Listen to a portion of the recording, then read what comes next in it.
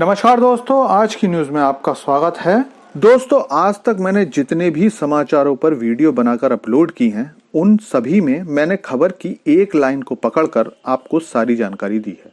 लेकिन आज जो खबर निकल कर आ रही है, उससे मैं भी नहीं समझ पा रहा हूं कि ये खबर भारत के लिए अच्छी है या बुरी, और अगर अच्छी है तो कितनी अच्छी। तो दोस्तों, इसका एक ही तरीका है कि मैं आपको खबर सुनाता हूं, फिर बाद में आप ही कमेंट करके बताइए कि इस खबर के बारे में आपकी क्या राय है। तो दोस्तों, बिना देरी किए वीडियो शुरू करते हैं। जो लोग भारतीय सेना से संबंधित समाचारों को फॉलो करते हैं, वो जानते हैं कि भारत ने सैन्य उपकरणों के क्षेत्र में पिछले कुछ सालों में अभूतपूर्व तरक्की की है।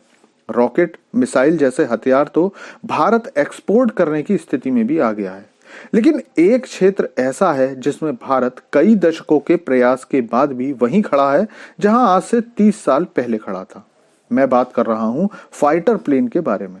फाइटर प्लेन अब से 50 साल पहले भी भारत विदेशों से खरीदता था, और आज भी भारत नए फाइटर प्लेन और पुराने फाइटर प्लेन के पार्ट्स के लिए दूसरे देशों पर ही निर्भर है। लेकिन आज भारत की इस कमजोरी को याद करने की क्या वजह है? तो दोस्तों, दरअसल खबर आ रही है कि भारत ग्रीस से 18 फ्रांस निर्मित मिराज 2000 जहाज खरीदने वाला है। अब हालांकि ये खबर भारतीय मीडिया में कम ही देखने को मिली है, लेकिन मैं जो न्यूज आपको दिखा रहा हूं वो ग्रीस की ही एक न्यूज एजेंसी की है। इसका नाम है Greek city times. Mirage 2000 Bharat काफी सालों से इस्तेमाल कर रहा है, जबकि इसको बहुत से देश अब कार्यमुक्त कर चुके हैं। यहां तक कि ग्रीस भी जो जहाज भारत को बेचने वाला है, वो 2022 में ही रिटायर कर चुका है। ग्रीक सिटी टाइम्स के अनुसार आने वाले कुछ समय में ग्रीस के प्रधानमंत्री क्यारिकोस मित्सोटाकिस भारत आने वाले हैं, और उस समय वो भारत की इस डिमांड पर हामी भर सकते हैं। ग्रीस ने इन फाइटर प्लेन्स को 1980 के दशक में फ्रांस से खरीदा था, और लगभग 40 साल इस्तेमाल करने के बाद इन्हें 2022 में रिटायर कर दिया। और रिटायर करने से पहले फ्रांस से ही नए राफेल फाइटर प्लेन खरीद लिए थे।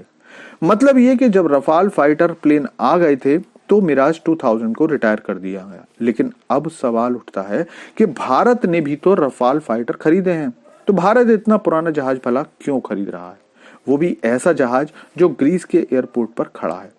तो इसकी सारी वजह मैं आपको खुलकर बताता हूं, लेकिन आपसे रिक्वेस्ट है कि पूरी बात सुनने के बाद ही अपनी राय बनाना और कमेंट जरूर करना।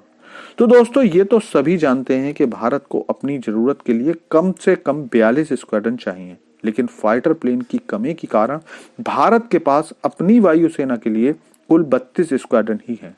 इनमें भी भारत 50 के करीब फ्रांस के मिराज 2000 इस्तेमाल करता है।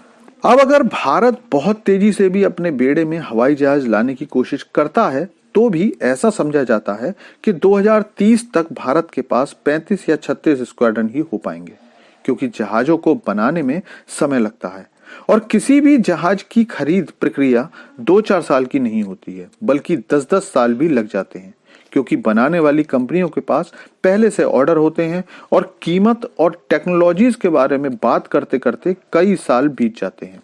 अब से 5-6 साल पहले भारत 114 फाइटर प्लेन खरीदने के बारे में सोच रहा था, लेकिन आज तक उस पर निर्णय नहीं हो पाया है, जबकि दुनिया के लगभग हर फाइटर प्लेन को ट्राई कर चुका है, क्योंकि कई बार भारत अपने बनाए जहाजों को प्रेफरेंस देना चाहता है, मगर बात फाइटर प्लेन के इंजन पर आकर अटक जाती है। इसीलिए भारत ने यही सोचा है कि जब तक हमें नए जहाज नहीं मिलते, तब तक मिराज 2000 जो कि भारत के पास 50 की संख्या में है, उनको ही इस्तेमाल किया जाए।